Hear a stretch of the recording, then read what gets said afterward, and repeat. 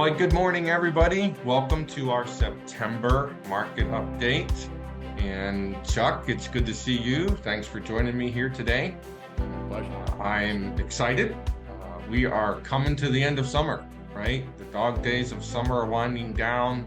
August is under our belt at this point, and now our eyes full ahead on the election coming up here in a couple of months. So, lots to take place over the next 8 to 10 weeks as we kind of move into this next focus for the markets. But today, I'm excited because we're focusing in on the last part of our acronym, right? Our FOR acronym. And thanks for joining me. Good to have you here today. I'm looking forward to what you have to say about that. Exciting times, huh? Absolutely, Michael. No boredom here, right? Exactly. So I'm going to let you jump right in. We want to keep to our time frame that we have to make this viable for folks. When we do these, I just have to remind everyone that this is our opinions. Obviously, if you're working with us already, we can talk to you individually about your accounts. This is meant to be more market related, generic, our thoughts. It is not a prediction of the future, just what we believe are some important relevant pieces to keep in mind. So I got the compliance people happy, hopefully, with that piece. And so, Chuck, let me turn it over to you. And why don't you dive into wrapping up our FOR theme that we've been using to govern our portfolios in 2024? Certainly, Michael, and always a pleasure. Thanks for having me. It's interesting as we're recording this, the Fed is meeting in Jackson Hole, right? So why the FOR number? We wanted to come up, or FOR acronym, I should say, we wanted to come up with a word that had the F as the first, the Fed, because they were the focus, but we wanted that R to be highly important, which is reshoring. So even though it's the final letter in the acronym or acrostic, depending on how you'd like to define it, it is of the utmost importance over the longer term, Michael. So it's a fascinating subject matter. We can delve right into it. So maybe if I could, Michael, I'll take a step back 35 years ago. The Berlin Wall comes crashing down. East and West Germany are united through the unification of East and West Berlin. We then see the subsequent collapse of the Soviet Union. China enters the World Trade Organization almost a decade later. And by the 2000s, we have this globalization harmony, Michael, not only with geopolitical ties, but trade that worked itself across the globe. You could have made the case that aside from Cuba and North Korea, the whole world was gleefully trading. It brought down inflation. Central banks experimented with 0% interest rates. But the world changed, right, Michael, when we had COVID. It hit that whole thesis between the eyes almost like a 2x4 would. And all of a sudden, we said, oh my goodness, you're an American company, you got your jobs, your factories, your intellectual property, health and medicine, a half a globe away and maybe in unfriendly hands. What do you do about it? So we started a few years back looking at the Reshoring Initiative, which is a trade group, Michael, that actually helps United States-based companies that have foreign businesses or operations, I should say, to reshore, thus the R, back to the U.S. So they just published their 2023 report. And I think as the next slide shows here, it's a fascinating subject matter. And you noted this when we were talking in the green room prior, that if you go back at least the last 14 years, we've seen nearly 2 million jobs created in the United States. Now, Michael, 4 million is the estimate that moved out of the U.S. in that 30-year period, 1990 to 2020. But here we see nearly half of them come back.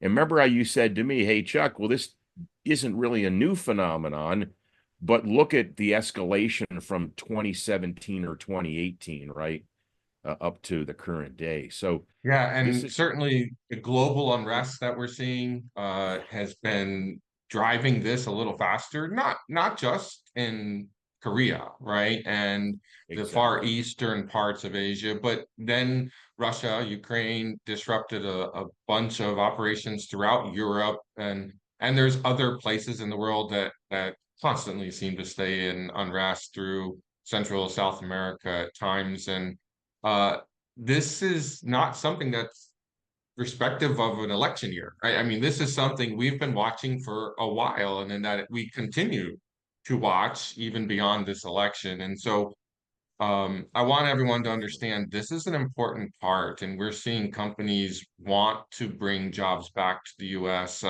but purely for control, right? I mean, it's better on their Yep, you bottom got it. line because of that unrest. It is a big shift, and we want to be invested in those companies that are bringing things back to the US.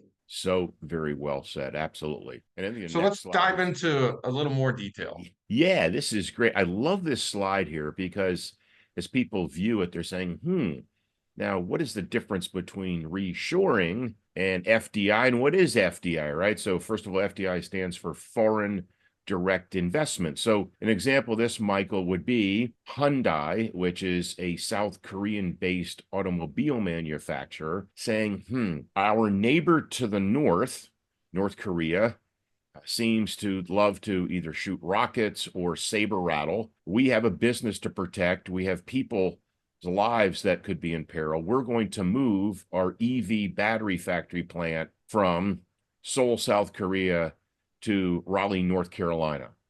That's FDI, so it's a foreign direct investment in the United States. Taiwan Semiconductor would be another example, a Taiwanese-based technology company that's moving their foundry to the Valley in Phoenix. So first of all, that would be that particular number. The yellow, if you can combine that, would be reshoring. So reshoring basically is suggestive of it's the U.S. company Intel, right, that has a foundry in Taiwan moving back to Ohio. So that's the difference between us. But what I love what this chart shows, Michael, is we just went over the number of jobs, right? That's on the right as reported as the end of 2022. But look at that yellow line, Michael. That's the percent of companies actively reshoring. So how did we get this number? Well, this organization actually polled 303 CEOs and asked them, ma'am, sir, are you actively reshoring or not? And look at that number, it's 92%. So this is not just a handful of companies, Michael.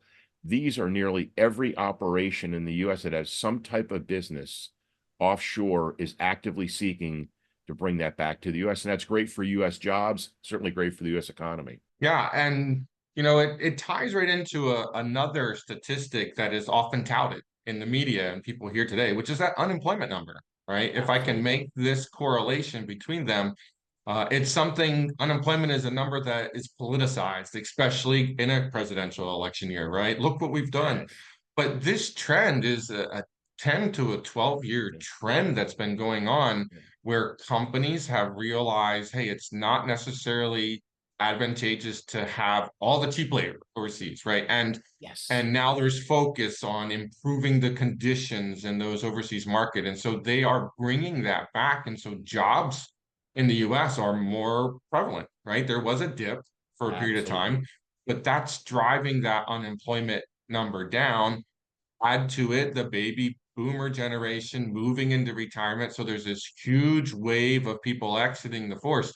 And am I right in thinking that that is a big reason behind our low unemployment numbers Abs- currently? And I think gives us hope for the next several years potentially in that there are jobs. And this isn't something that happens on a dive. So we're seeing the impact already, but there's things in motion that for the next several years will continue to bring jobs back here into the US. So very well said, Michael. And I think as the next slide shows us here, we actually have another concept that we can bring to our investors.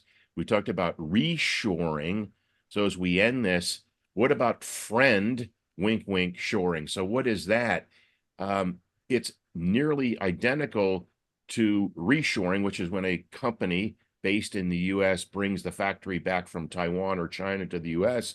However, we all know that we have stricter regulations. We have a higher standard of living. As you just said, we pay a higher wage.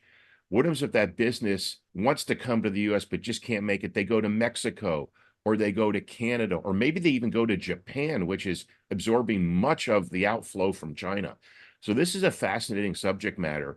We do have allies across the globe that are geopolitical ties, but we also have trading partners, Michael. And you look at the statistic buried in the middle of that paragraph, and I'm just going to read it here. Mexico has attracted 80% of these cases. They've overtaken China as the largest American trading partner by far. So you said it in the green, right? The USMCA, the United States, Mexico, Canada alliance, which replaced NAFTA, is alive and well.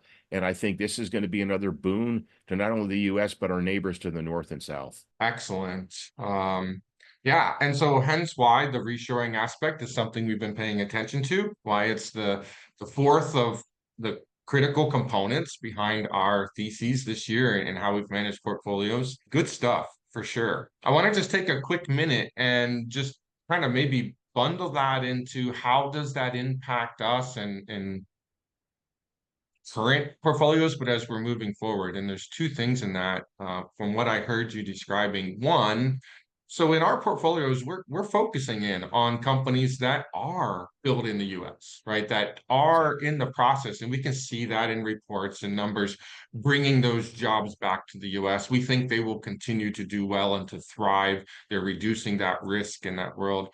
But it also comes down to where we're focusing in on, as you mentioned, geopolitical partners that are friends with the US, right? Looking for countries, companies that are based in countries that are working in tandem with the US, not necessarily in opposition with US policies and so forth. That not only has helped our overall portfolio, but it fits well with our focus in on BRI, or biblically responsible companies and investments as well, and finding them, I think. Would you agree? Absolutely. The two are tethered very tightly. Great point. All right. Well, I want to thank everyone for watching. Hopefully, this was a good time for you in fitting that last piece of our puzzle together.